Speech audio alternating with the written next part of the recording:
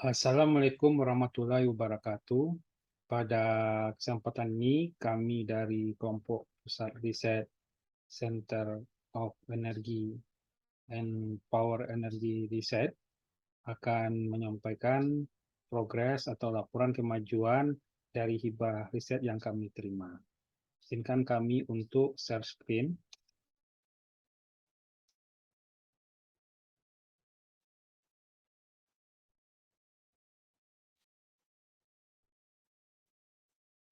Oke.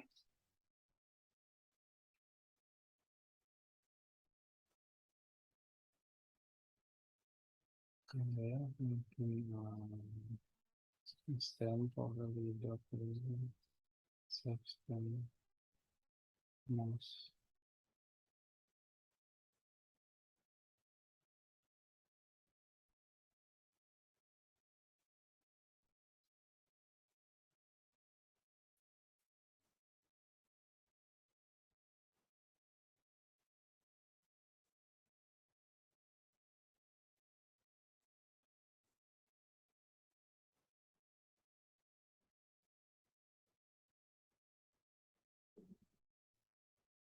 Oke, di sini kami ingin menyampaikan bahwasanya penelitian kami ini berjudul tentang energi terbarukan untuk kendaraan listrik hibrid.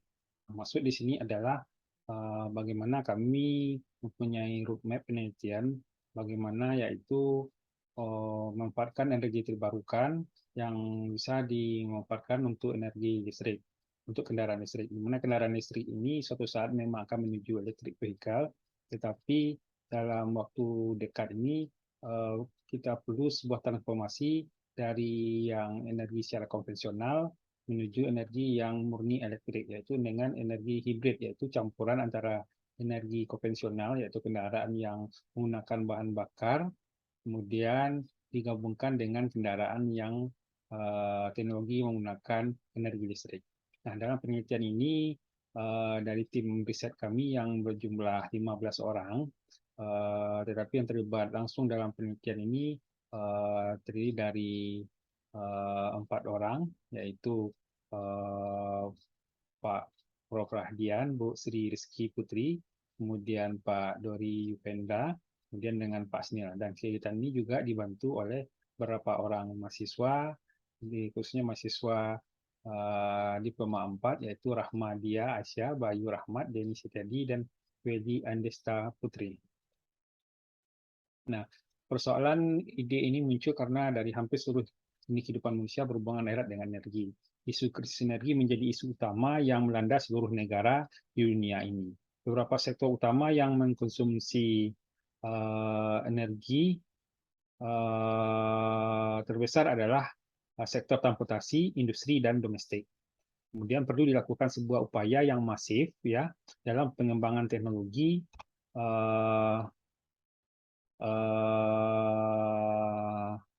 teknologi yang efisien dan pengolahan energi pada ketiga sektor di atas. Nah, kalau kita lihat dari roadmap penelitian pusat riset, yaitu tujuan akhir dari pusat riset ini adalah terciptanya kemandirian energi bagi masyarakat di sekitar dengan memanfaatkan sumber energi baru terbarukan sebagai energi alternatif dan pengembangan sistem elektronika daya dalam memenuhi kebutuhan masyarakat.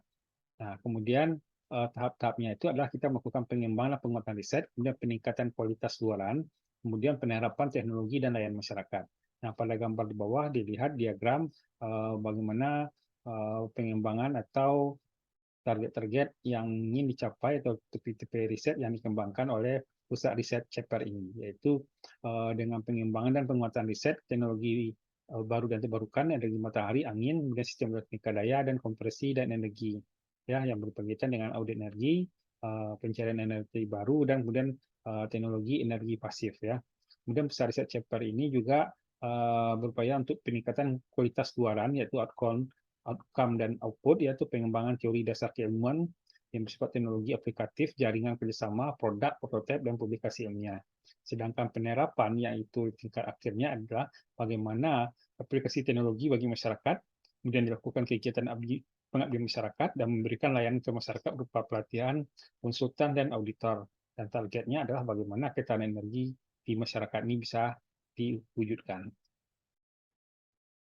Nah, kalau roadmap penelitian dan layanan pusat riset ini juga menetapkan sebuah peta jalan penelitian di mana penelitian yang ini menjadi panduan bagi seluruh anggota tim, yaitu ada yang jangka pendek dan juga ada jangka menengah dan jangka panjang, ya. Nah, di jangka pendek ini kita mendesain kemudian mengembangkan efisiensi energi dan kenyamanan, ya. Kemudian juga primary risetnya adalah kita mendesain kendaraan dan konstruksi sumber-sumber energi alternatif, kemudian ergonomi dan kenyamanan, kemudian pencarian sumber energi baru, kemudian juga powertrain, yaitu transmission, heat loss, dan traction. Dan kemudian juga pada 5 tahun ke depan atau 10 tahun akan datang, kita akan mengembangkan kendaraan hibrid, ya, kendaraan listrik hibrid, yaitu menggabungkan antara motor engine dengan motor listrik. Nah, di mana kita mengembangkan energi electric drive dan energi terbarukan, ya, nilai listrik, ya, power elektronik, kemudian banyak-banyak lainnya yang berujung pada akhirnya nanti kita bagaimana kendaraan listrik itu tetap berkembang terus dan bertahan dan berkelanjutan, di mana akan didapatkan harga yang rendah, konsumsi energi yang rendah, dan juga zero emission. Nah, untuk mewujudkan ini pada tahap awal ini ada 4 topik yang akan dikembangkan, di mana setiap topik ada PSC-nya. Untuk topik 1 di PSC-kan oleh Pak Radian, yang kedua oleh Bu Rizky, yang ketiga oleh Pak Dori, dan yang keempat Pak Snil yang akan membahas tentang single axis solar tracking sebagai harvesting energi. Nah, kemudian draft luaran penelitian yang pertama yang dikembangkan oleh Bu Kiki yang mengembangkan tentang biodiesel, ya. Nah, ini adalah produk-produk atau hasil penelitian yang dikembangkan oleh Bu Kiki. Nah, ini adalah hasil penelitian yang beliau dapatkan. Nah, ini juga adalah penelitian yang dikembangkan oleh Pak Radian tentang pengaruh ZNO dan antibakterial, ya, untuk semen Portland, ya. Nah, ini adalah tahap-tahap bagaimana dia mengembangkan nano-nanopartikel dalam penelitian ini. Inilah hasil yang didapatkan oleh Pak Radian atau draft dari hasil penelitiannya. Nah, kemudian Pak Dori yang mengembangkan atau meneliti tentang combustion dan emission karakteristik dari diesel, ya, atau sebagai bahan bakar kendaraan, ya, dengan variasi rasio aliran udara. Nah, ini adalah konsep-konsep proses terjadinya atau proses pembakaran dalam mesin motor bakar. Ini hasil yang diperolehnya. Dan kemudian yang keempat yaitu Pak Snil yang mengembangkan desain performance dual axis solar tracker dengan menggunakan sensor cahaya untuk maksimumkan energi fotovoltaik yang dihasilkan. Nah, ini adalah karakteristik dari fotovoltaik, ya. Jika menggunakan satu dioda dan itu juga memodelkannya dengan beberapa dioda. Nah, inilah tahap-tahap bagaimana kerjanya dari solar tracker tersebut yang terdiri dari 2 aksis, ya, bisa ke atas ke bawah dan ke kiri ke kanan. Inilah konstruksi atau model gambar yang digunakan dan melibatkan prosesor dalam mengerjakan atau menggerakkan sistem tersebut. Inilah yang didapatkan menggunakan PLX, ya. Dan inilah realnya, cobaan yang dilakukan. Ada membedakan dengan dual axis tracker dengan fixed tracker. Ini hasil yang didapatkan. Oke, terima kasih.